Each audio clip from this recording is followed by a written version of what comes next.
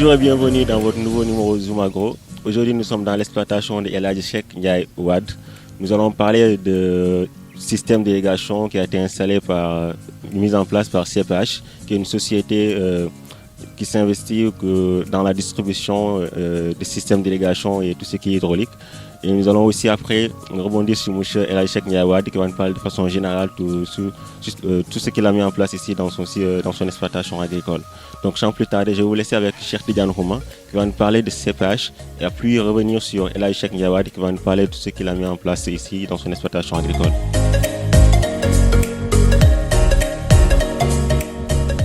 Cheikh Tidiane Rouma, je suis le DG de la société CPH West Africa. C'est une société de distribution de matériel d'irrigation, de matériel hydraulique et de matériel agricole.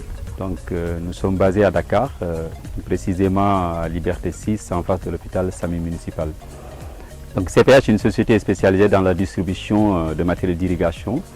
Donc là, nous sommes spécialement dans ce champ où le propriétaire, M. Sek Wade, pratiquement est notre client et partenaire, donc qui a eu à installer différents types de systèmes d'irrigation, allant de l'aspersion déplaçable à l'aspersion fixe, au système goutte à goutte, que ce soit pour le maraîchage, que ce soit pour l'arboriculture.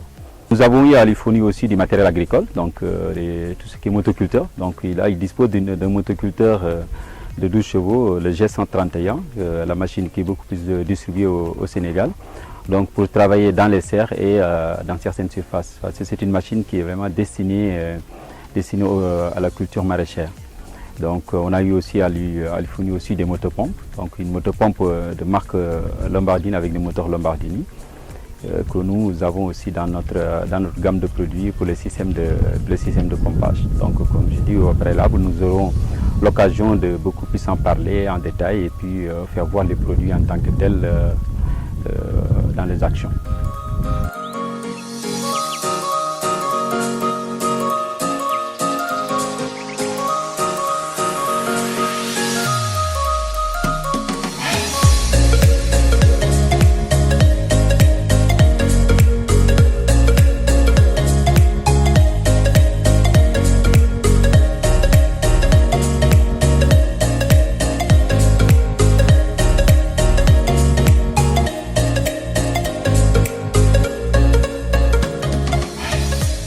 Bonjour, c'est El Hadji Cheikh Ndiaye Wade.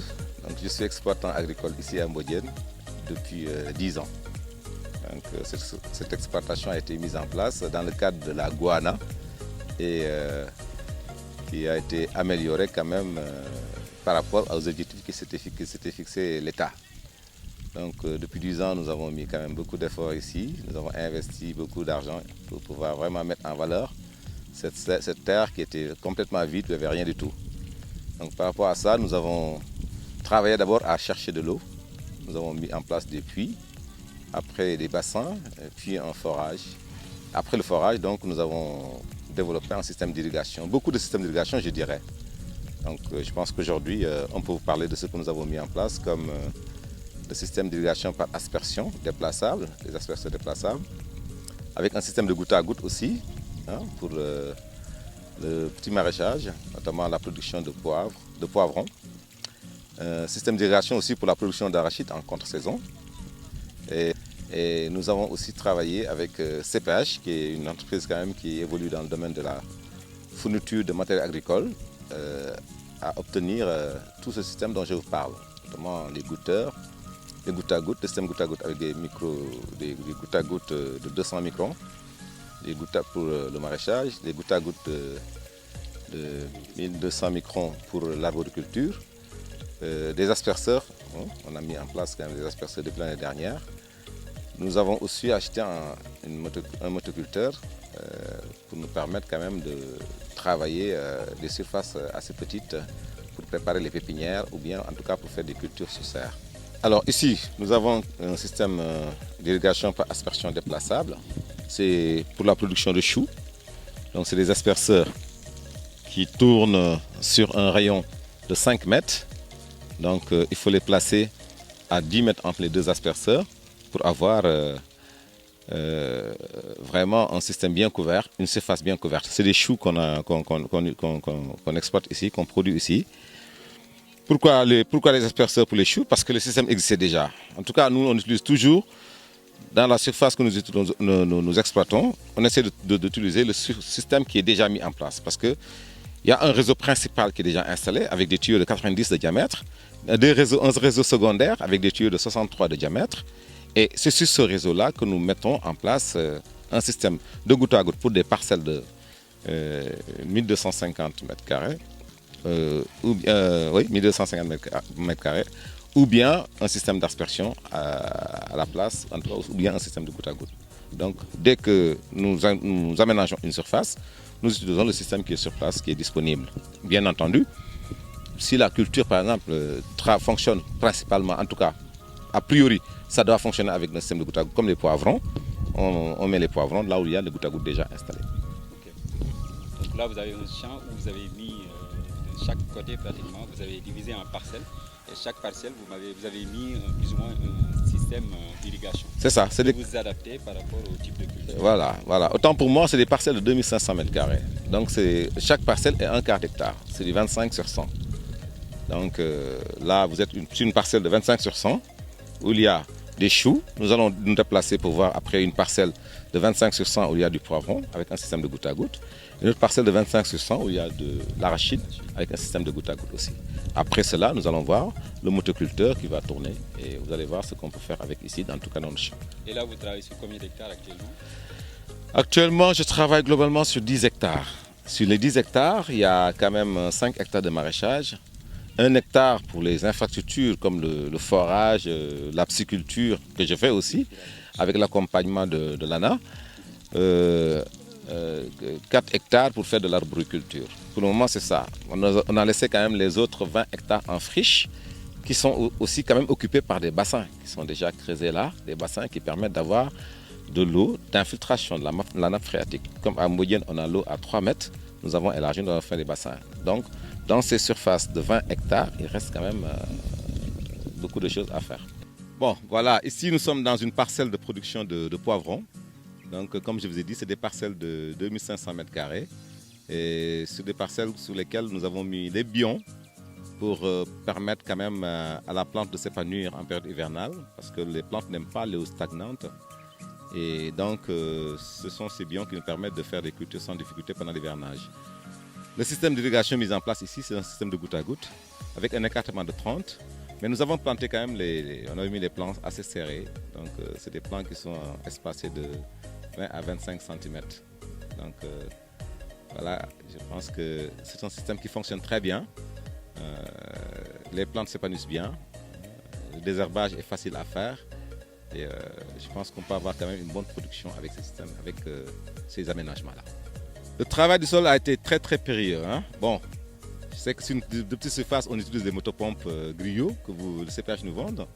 Mais cette année, quand même, nous avons travaillé avec un tracteur agricole que nous avons pu avoir avec le programme national du chef de l'État. Des tracteurs qui coûtent 19,5 millions qui nous sont vendus, nous les producteurs, à 7,6 millions. C'est avec ce tracteur que j'ai pu faire d'abord de labour profond à 70 cm.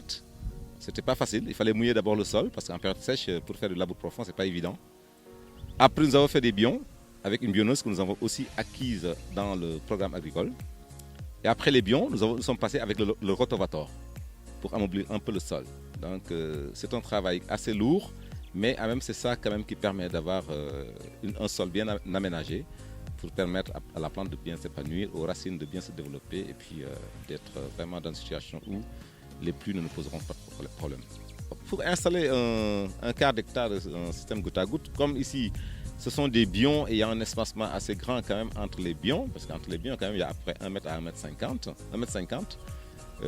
Ce qu'on a utilisé comme goutte à goutte, ce n'est pas très important. Je veux dire, quand on fait un système de goutte à goutte serré pour faire de la production d'oignons, on a besoin quand même de 12 rouleaux, à peu près 12 rouleaux, 11 à 12 rouleaux. Mais pour faire ce système-là sur un quart d'hectare, on a besoin maximum de 2 rouleaux et demi.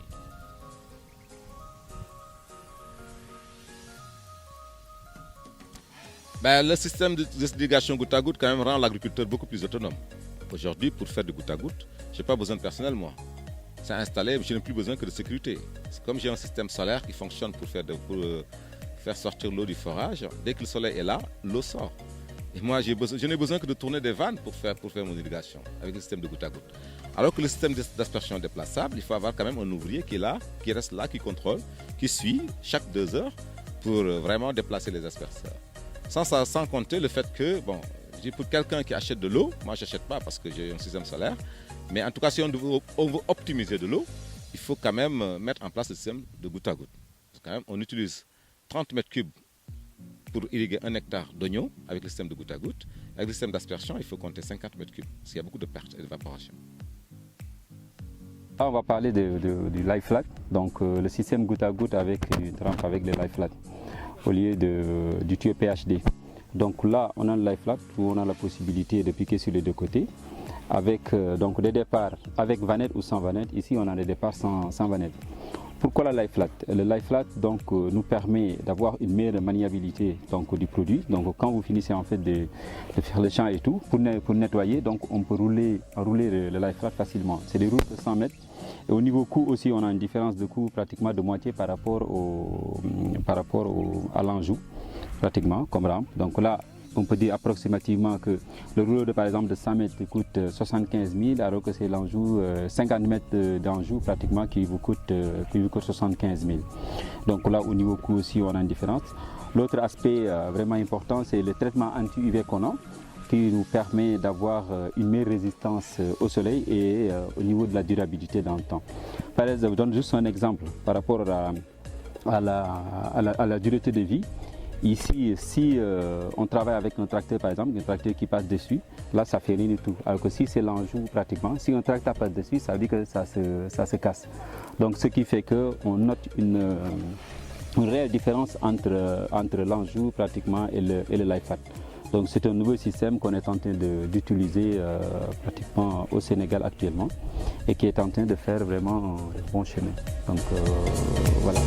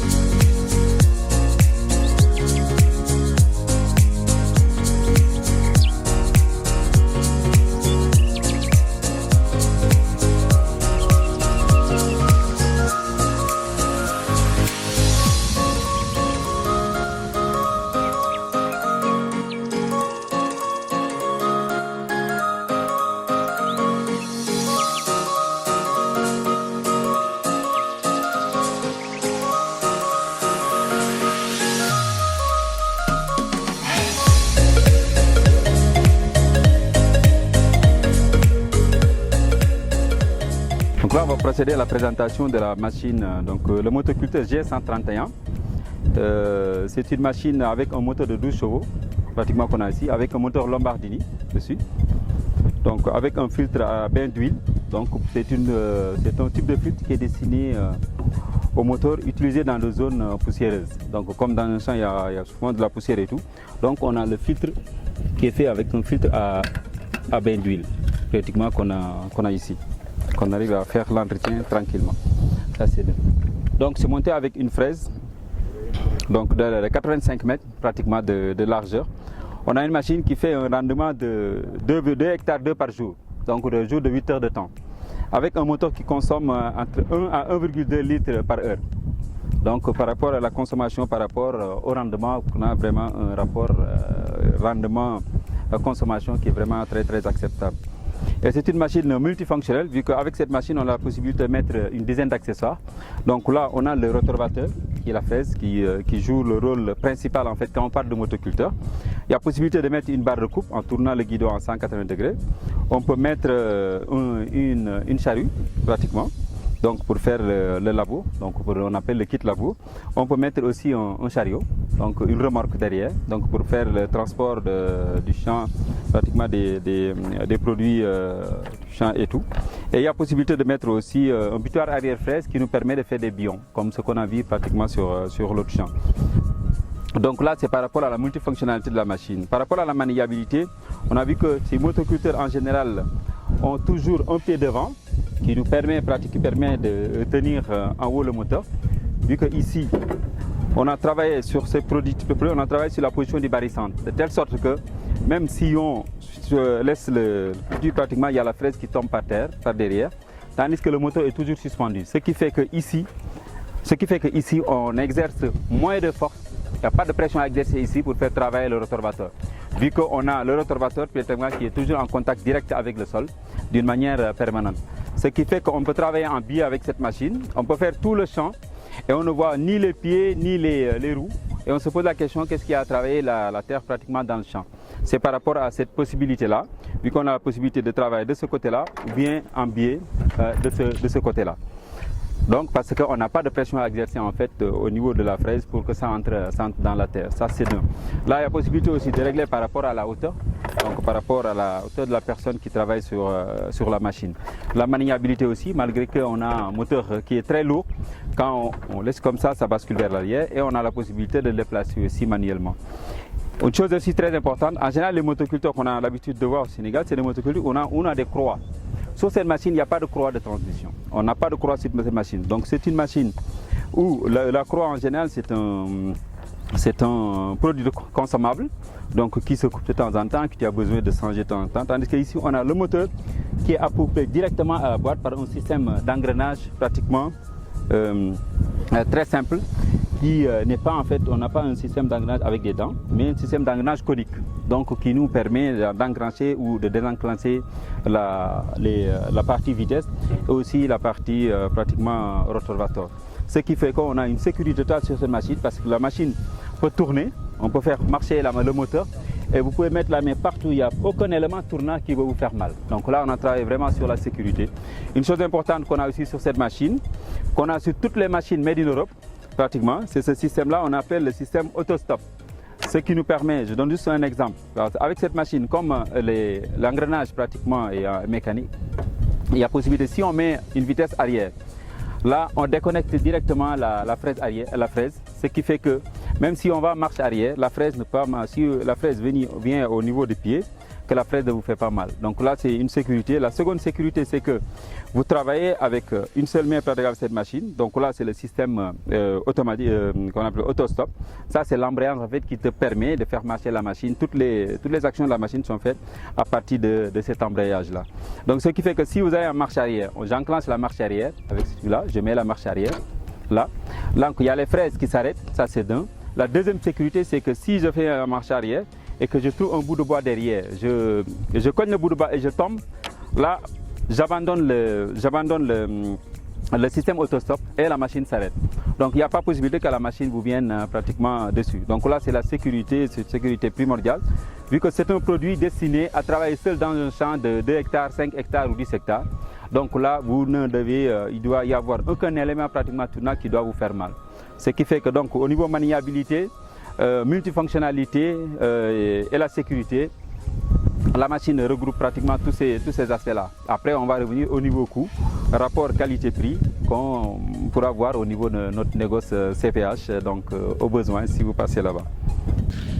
Merci à Moussa Ndiaye, merci à Cheikh Tidiane. L'émission touche à son terme.